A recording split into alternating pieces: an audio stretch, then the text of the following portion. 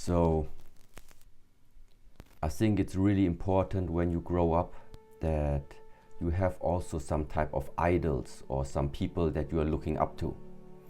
And so that means when I grew up, the first type of movies that I was, let's say, introduced to or loved to watch were mainly martial art movies. And that also meant that for me, growing up here in Germany, I saw all different types of the 36 chambers of Shaolin and all different movies about the famous Shaolin Temple. And therefore, it already caught my interest very, very early. So martial arts was something interesting for me. And this simply fit together with the way of how my father was thinking that time, that he wanted me to start practicing with the age of 4, to just join a Shaolin school nearby here in Kaiserslautern, Germany, where I just start my practice.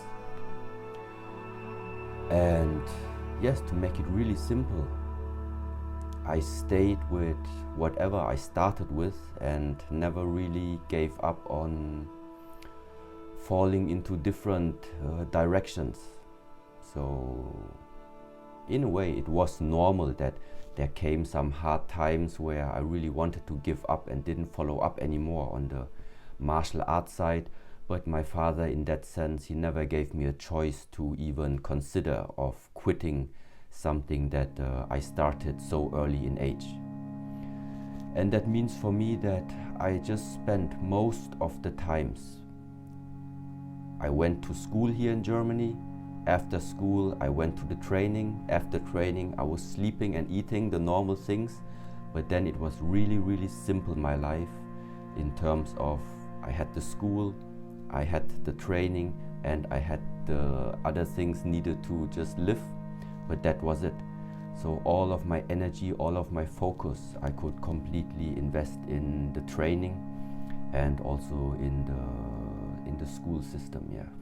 So yeah, what did a typical day look like then when you first got into it? So the typical day was normally 6 o'clock to wake up and prepare myself in order to go to school. And then most of the times here in Germany I had school starting from 8 o'clock until 1 o'clock, or sometimes also until 2 or 3 o'clock. And directly afterwards, actually, the current abbot of the monastery, he was already picking me up from school then and bringing me to the location for the training.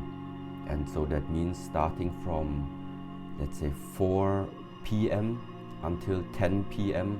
that was the time that I spent in learning more about the martial arts, practicing, training, and also already starting to dive into the theoretical knowledge that lies behind all of this. I think when people, personally for myself, when I hear of like Shaolin training, I think of quite brutal training, quite feats of, like, I think we see like feats of strength and endurance. Is that the case? Was that the case of the physical training? Yes. So actually what nowadays got lost a little bit, and what actually was my main purpose and a really, really big point of motivation in order for me to start building up this monastery, and also nowadays still trying to keep sharing all of these treasures, is that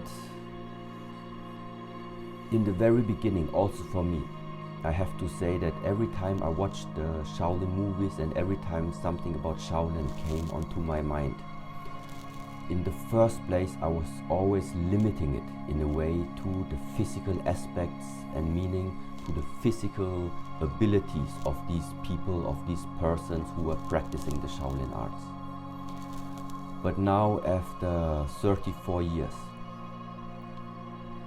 it's, how can I say, it is a very, very important aspect, the physical training.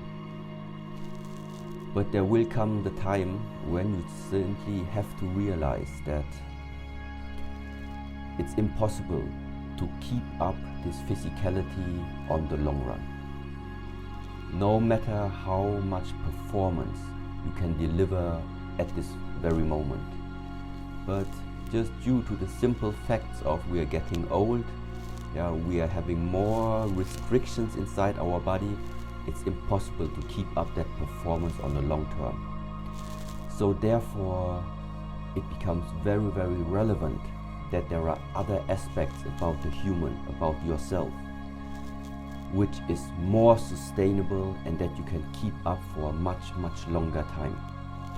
And this is something that in the beginning you don't pay attention to so much because it's not interesting for you. Because we are normally, when we are growing up, we are very outwards driven. We are very competitive also. So that means for me was also very normal. I became better because I compared myself with others. I saw how others were doing their performance. I saw how skillful other people were. And that's why I looked up to them in the beginning and tried to ask myself, okay, they can do it. How can I try and get to that point as well? And so that means competition and that competitive mind in the very beginning was an important aspect of, how do I say, of challenging yourself and of also trying to get the best version out of you. But meanwhile, things just have shifted a little bit. And the purpose right now, why I'm training, why I'm still pushing myself, now it has shifted that I don't have the competitive mind in comparison to somebody else, but now it's really to myself only. And that means that it's endless in a way. It becomes endless, this path of how much you can grow, because you simply just take yourself as that one person that you try to improve. And at the same time, because now it's yourself that you are taking as this idol and as the best version comparison, this also means you have a much deeper insight into the person that you're comparing yourself with. Because before, you saw the physical abilities and you saw the skills of another person, but sometimes you didn't see their character. But now, because it is yourself that you are facing with, now you can dive much deeper into what you are actually made out of. And then it comes to certain points that nowadays we know them as the virtues of the martial arts, or the so-called Wude, the virtues of martial arts.